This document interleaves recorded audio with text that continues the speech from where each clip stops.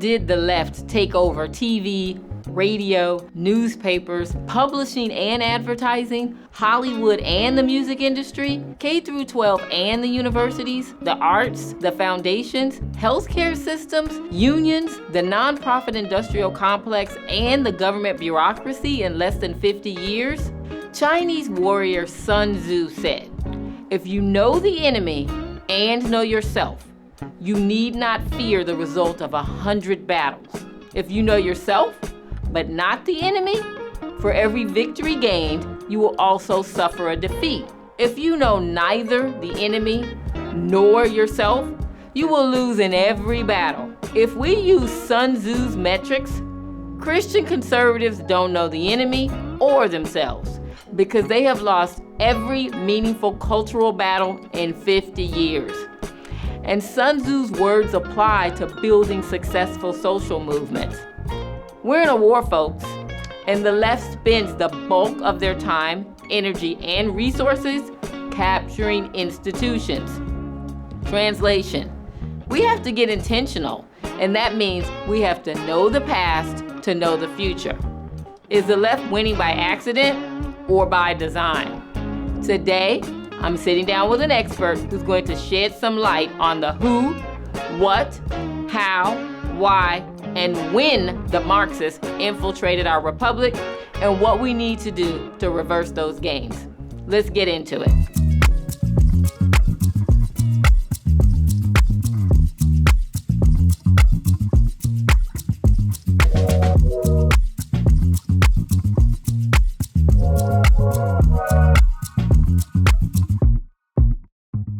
Okay, guys, today we are going in deep. Let me introduce you to Mary Byrne.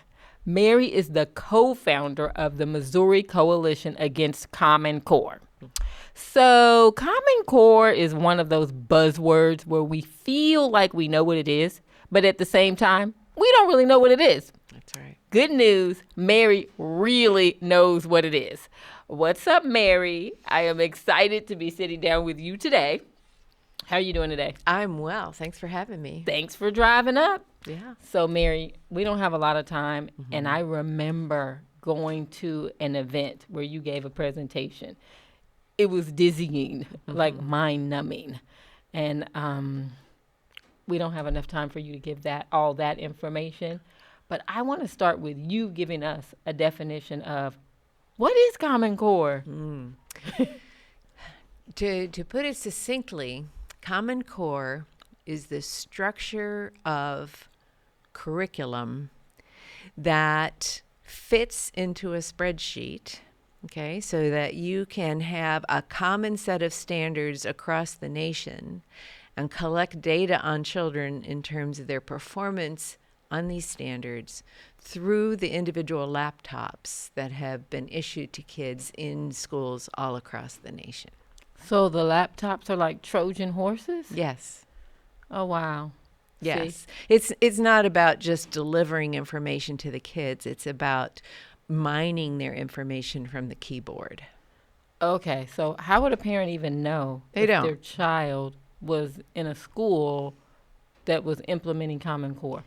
The thing is, here in the state of Missouri where we live, Common Core was adopted by the state board in 2010, formally as the English language arts and the math standards of Missouri. Then there was such a big brouhaha, and frankly, I drafted the bill that had a required that the board authorize the department to have a review of those standards. And that happened in 2014. By 2015, the review process was over, and basically what happened was a massaging of some words and relabeling it as Missouri Learning Standards. So Missouri doesn't have Common Core, which was the official title of these standards when they were released, but the function is still the same. We never got rid of the data system. So if your child has a laptop, you should just be assuming. If it's been issued by the public schools and the instruction is coming through software that's where you would find out is you have to know the name of the software for teaching the different subject areas, then go do research on the companies providing that software, because they publicize, they advertise themselves on their websites, and you look for, we're aligned to Common Core state standards. And something that might be of interest to you is when the 1619 project was released, they were billing it as, a new narrative about American history. And in fact, the U.S. Department of Ed was putting out a request for proposal for grants, basically to teach the 1619 project as history. But when you go to the website and you look at the standards the content's aligned to, it's English language arts standards. That's because it's not history, but it's a narrative. Okay? So what they've done is repackaged, basically, Hannah Jones. What she did was create a narrative. They can legitimately call it English language arts because it's not real history, but they're promoting it as if it was history. Right. And kids are getting the idea that, everything about American history was wrong. And so that's how they're using these Common Core standards in kind of a deceptive program of rewriting the content that from traditional subject matter, and then teaching kids ideas that aren't necessarily true and are being promoted as, like I said, American culture, American history. But if it's really coming under English language arts, it's because it's fiction.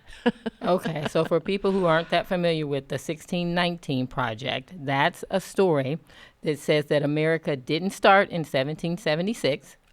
Nor did 1620. It didn't start in 1620 with Plymouth Colony. It started before that. Right, that would have been Britain, though. Yeah. So it didn't start with the Mayflower. Right. It didn't start in 1776 with the Declaration of Independence. Started in Instead, 1619. it started in 1619 when the first slave ship arrived with Virginia. Slaves. Yes. So if you learned a certain type of history and your children are saying, no, that's not the beginning, and they're telling you a new narrative, that's where it's coming from. Yeah, and the whole point was the Mayflower Compact. Right. When they say that was the beginning, they're meaning that was the first document that put in writing the ideas of what was called the American mind. Right. It's not like the slave ship didn't happen. It's just that there was no document that started the breakaway from Great Britain. Right. That was 1620. Okay, so that is the line, the demarcation that the parents need to understand. Yes. So one of the conversations I'm always having with you is me saying, okay, let me get back into my liberal brain and say, this is what I would have thought if I heard you saying that. And now I'm going to translate it and make sure I understand, I can be this bridge between people who think like a leftist the way I used to think. And so Mary is really good at helping me translate these things. So Mary, I know it's a lot, but since you started giving a historical perspective, can you give us somewhat of a concise history of Common Core and explain why is this so dangerous? Well, because what it really is starting in London again, like a recapture of the United States education system, because Common Core curriculum came from London in the late 1800s. What, that long? That long, yeah. And one of the chairs of this, it was called the London Board Syllabus Committee. They wanted to make sure that there was a common core of curriculum for all of England. And so that whole tradition for England became part of an organization's agenda called the British Fabian Society. That was an intellectual group that wanted to make all of England's education system school to work. Got it? Mm-hmm. Just like the Clinton administration, school to work. That's because the Clintons were hanging out with the British Fabian Society. All right. two corporations that have big offices in London are the Pearson Publishing Company, which is London-based in the first place. Okay, so Pearson, people should recognize people. They make Pearson our Publishing, because that's the company that creates a lot of the content our kids are reading in textbooks and so on. Pearson had an agenda to become the international education publishing company. Pair that with McKinsey and Company, which is a business management consulting firm, international. Their clients are countries as well as corporations. So our U.S. Department of Ed is a client of McKinsey and Company, okay?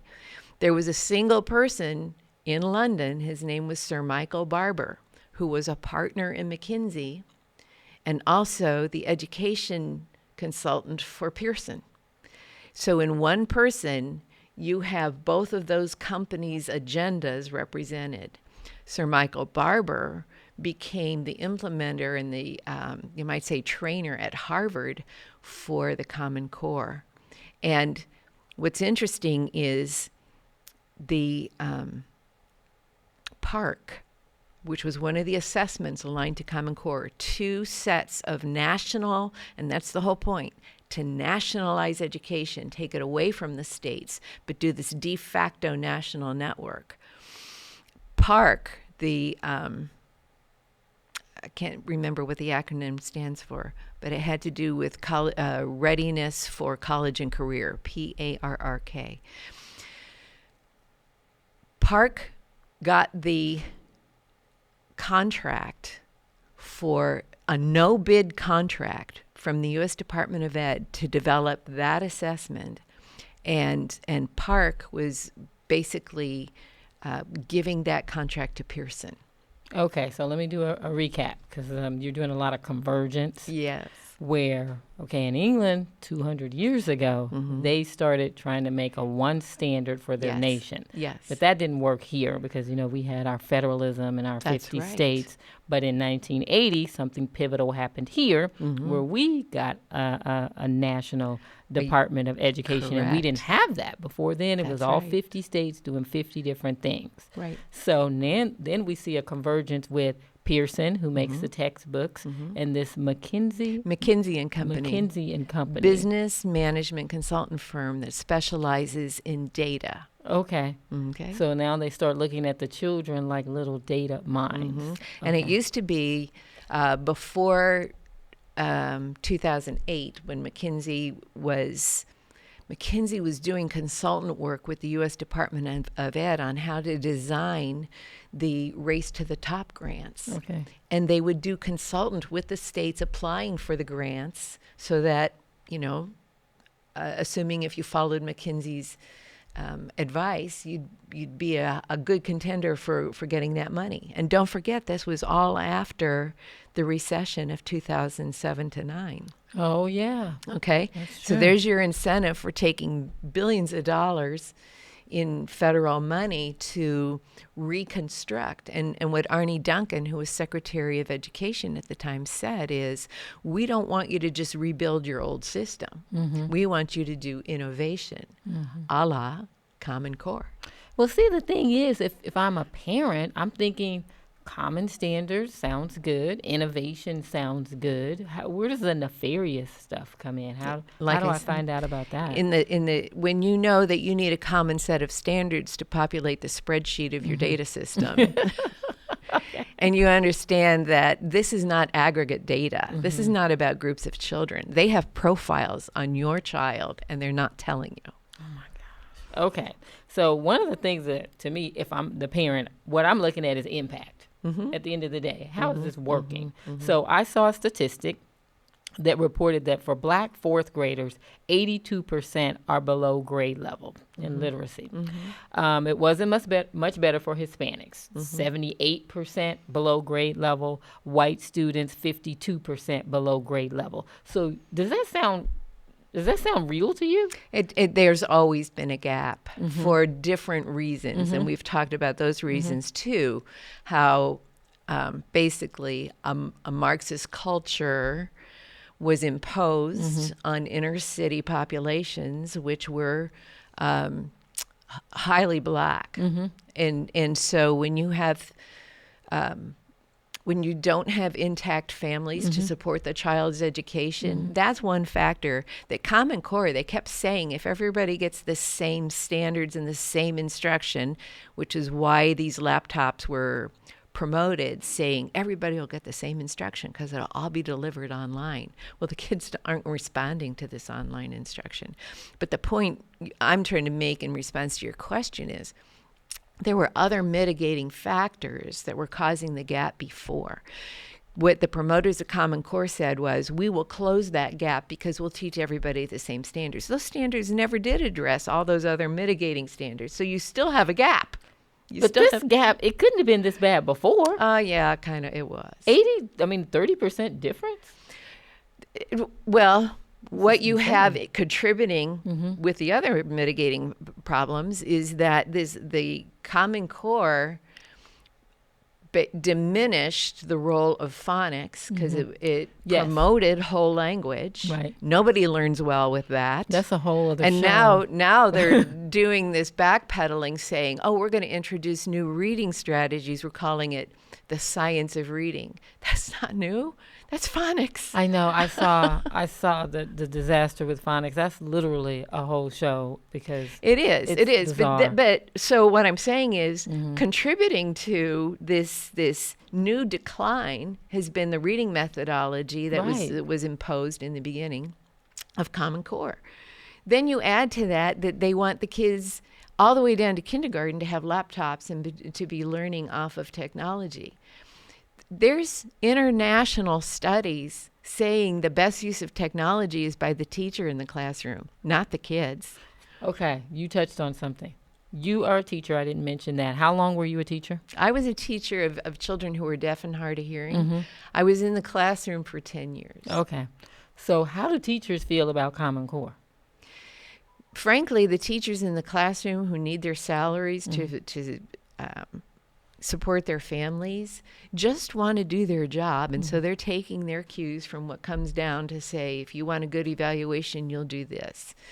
On the other hand, they recognize the kids aren't learning and they're being held accountable in their evaluations for the kids' test scores diving. That's why you see teachers leaving in droves. And everybody, it's happening nationwide. Right. The state board admits it. And they say, well, is it teacher salary? Well, no.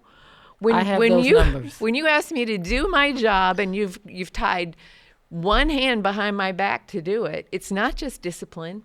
It's the methodology you insist I use to meet your standards. And technology is all over the accreditation standards for school districts that are issued by our State Board of Ed. Okay, so I have a system now where the parents aren't happy, the students aren't thriving, the teachers are leaving. Are voting with their feet. Yes.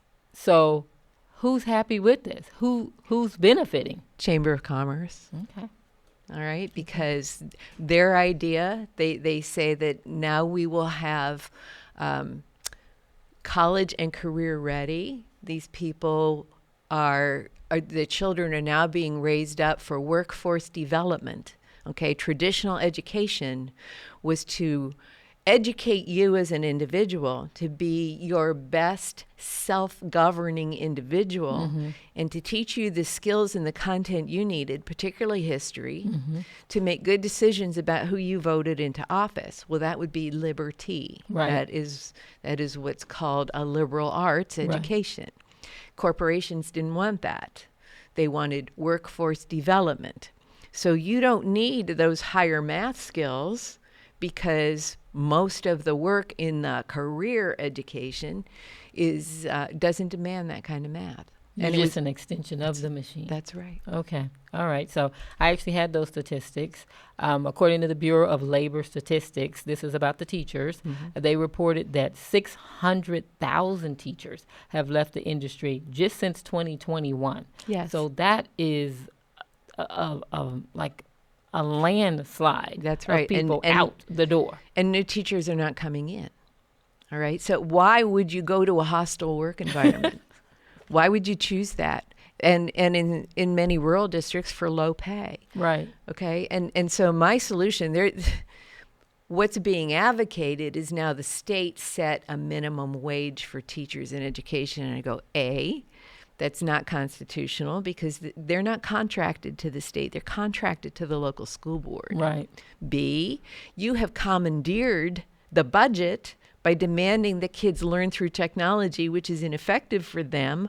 Why don't you stop commandeering local budgets and let the teachers do their job in face-to-face classrooms without those laptops? Well, you know my answer. Exit. Stage Exit. left. Okay. Find a setting where they're going to honor the human interaction between children and the adult teacher in the room, because that's what's most effective is face-to-face teaching. Exactly. We need to go back to Little House on the Prairie, but okay. Okay, guys, we're at a point in the show that I call School Choice in the News. And how it works is I'm going to show Mary a video clip about Common Core and get her feedback.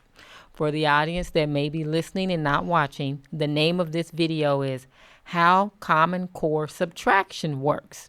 This clip is about 2 minutes. Let's take a look. From the old math to the new math to the new math known as Common Core, let's look at how subtraction has changed over the years. If you learned subtraction in the 1950s, you may have learned the borrow and pay back method. Start on the right in the ones place. Since you can't take 6 from 3, you need to borrow from the tens to make this 13, and pay it back by subtracting an additional 1 here. Now 6 from 13 is 7. Now we need to borrow and pay back again, and 12 minus 1 minus 7 is 4. And 5 minus 1 minus 1 is 3. But some people thought students were just memorizing an algorithm. So in order for students to really understand what they were doing, new math was introduced. New math replaced borrowing and paying back with regrouping. Let's try it. So you can't take 6 from 3. So you need to regroup your tens. Instead of 2 tens, you have 1 10 and 10 ones, which you add to your 3 ones. So now 6 ones from 13 ones is 7 ones. And 7 is larger than 1, so you regroup your hundreds into 4 hundreds and 10 tens. 7 tens from 11 tens is 4 tens. And 1 from 4 is 3. But now, once again, we're saying this is just an algorithm, and we want students to understand what they're doing. So here comes the Common Core. But this time it actually does look different. The idea is to subtract the way you would count change in your head. You start with the smaller number and add up to friendlier, larger numbers. Let's start with 176. We add 4 to get to 180. Plus 20 is 200. Plus 300 is 500. Plus 23 gets us to 523. Now add up all the numbers you added along the way. 4 and 3 is 7. 2 and 2 is 4. Bring down the 3, and we have 347. When new math came along, it was supposed to help students understand what they were doing. This is exactly what Common Core is trying to do now. New math was mocked for being more concerned about kids understanding the steps than getting the right answer. And this is exactly what people are complaining about with Common Core. Change is scary, especially when it involves math. I chose that clip for 2 reasons. 1, I think it really speaks to parents. The parents that are crazy frustrated with the state of government education. I can't imagine homework time at the kitchen table.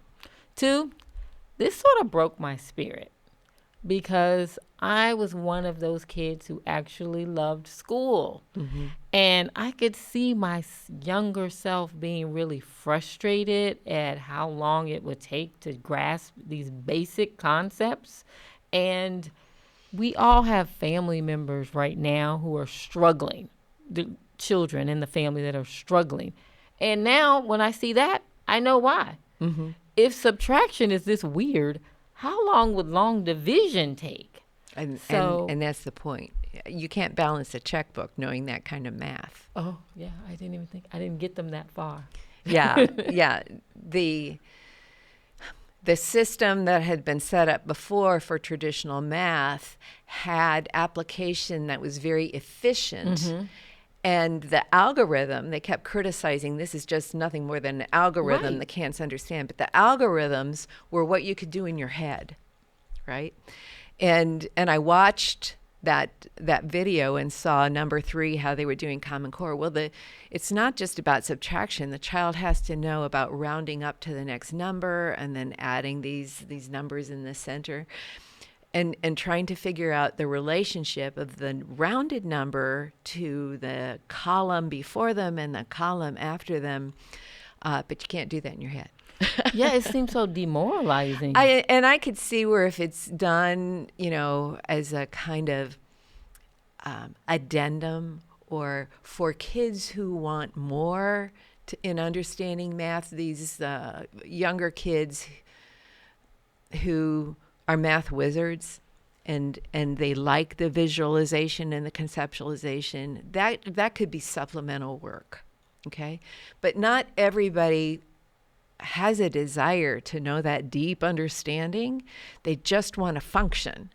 And checkbooks just ask you to function. And the reason our kids, who are at the checkout counter and when the electricity goes down, they can't make change, is because they don't know the algorithms. And I've been very frustrated with them, so I guess I need to give them a break. Yeah, you do, because it's not like they're unable to learn. It's the teaching methods that are put in front of them don't equip them to do the quick math. Right. And the big question is, so we've slowed the process down. You're calling it deeper learning. What effect does that have on the overall curriculum? Well, what used to be taught as Algebra 1 in 8th grade is now moved up to 9th grade, which means the calculus and trigonometry that some advanced math students used to get in high school, they're no longer equipped to learn by the Common Core math curriculum. Right. And then we have to have affirmative action programs, which have now been struck down. So we're in this constant churning. Well, trust me, they knew what they were doing when they dumbed down math. And then you have Linda Darling Hammond, who was the education transition team leader for the Obama administration and for the Biden administration. She's also the president of the State Board of Education in California. So under her aegis, they constructed a manual for anti-racist math. Oh. Okay, and there's a page in there that has a table on it explaining what the problems are with what they call white supremacy math. And one of them is requiring the correct answer. Oh, okay. Teaching math in logical sequence. And the buildings are not going to stand up. That's my point. I do not want to be driving over a bridge of an engineer who can argue his way to his answer, but it wasn't the one that was required for the engineering problem. Okay? And that's what they say. 2 and 2, if you can justify how you got 5, we'll give you credit for that. That's Common Core math. Well, the other thing that popped into my head preparing for this conversation is all these diagnoses that kids have been under. And now I'm thinking, is it the student or is it the model? It's the model. Humanism, and this is what I was talking about last night in a presentation I did. Humanism actually got integrated into the schools with John Dewey. And John Dewey's agenda was not excellence in academics, it was social reconstruction. And so he was funded by a number of sources, but two of the very active funding sources were the Rockefeller Foundation and the Carnegie Corporation of New York. And what they were funding were what they called the social sciences. Okay, so that's where psychology really took off here in this country, and so did psychiatry. And so what they were trying to target in social reconstruction was the reconstruction of the individual through these soft sciences. And mental health, way back in 1930, and well-being was on the agenda of the humanists that were funding the social research and incorporating it into the schools. Fast forward to 2024. And what we have going on in the schools is social emotional learning. Mm-hmm. You guys have heard of that. And a huge document for that is published by the Council of Chief State School Officers. It's called SEL and Multi-Tiered System of Support, MTSS. So if you put SEL and MTSS in your search box and put CCSSO, anybody taking notes, you get those 3 acronyms. Then what you'll get is a manual that comes up and explains that the data they're collecting on children for social emotional learning will be monitored to determine their mental well-being. This is the teachers in the classroom's job. Okay? Oh, wow. Their mental well-being. And don't forget, I said they're collecting personal profiles. So now they've got a dossier on your child, not just for their performance in the subject matters, but on their social emotional learning, which is basically a personality profile. Okay, guys. It's bad. I'm going to have to wrap up my conversation with Mary, but as you can see, she is a wealth of knowledge. And if you have the opportunity to attend a program where she's the speaker, you need to do it. Thank you. But Mary, you also are available for people to bring you. I know you go to churches. That's where I saw you speaking. So if somebody wanted to reach out to you, have you come and speak at an event, how would they do that? I recommend that you contact me directly by email. Okay. And put in Lisa Watson's School's Out in the subject box. Perfect. Because then I will answer. Okay. I don't answer to people I don't recognize, but I will know you heard this broadcast and I'll respond. My email is Mary, M-A-R-Y, .Byrne, B-Y-R-N-E, 53 @att.net. Say that again. Mary.Byrne, B-Y-R-N-E, 53 @att.net. Okay. So if you email me and put Lisa Watson School's Out in the subject box, then I will respond. You guys bring her to your church, okay? And then one of the instructions she gives you is don't try and take notes while she's talking because it's so dense that you'll just get the information afterwards and she'll have a PDF. Yeah. So that's a wrap for my conversation with Mary. If you're on the fence about pulling your kids out of government schools, I vote yes. And even though Common Core sucks, the situation is not doom and gloom. They have 99,000 government schools, but we have 330,000 churches that we can activate into one-room schoolhouses to save America. Remember, the fate of America will not be determined in the White House. It will be determined in the schoolhouse. If you want to learn more about building a school choice social movement, I will post new content regularly. So don't forget to like and subscribe wherever you get your podcasts. Ciao.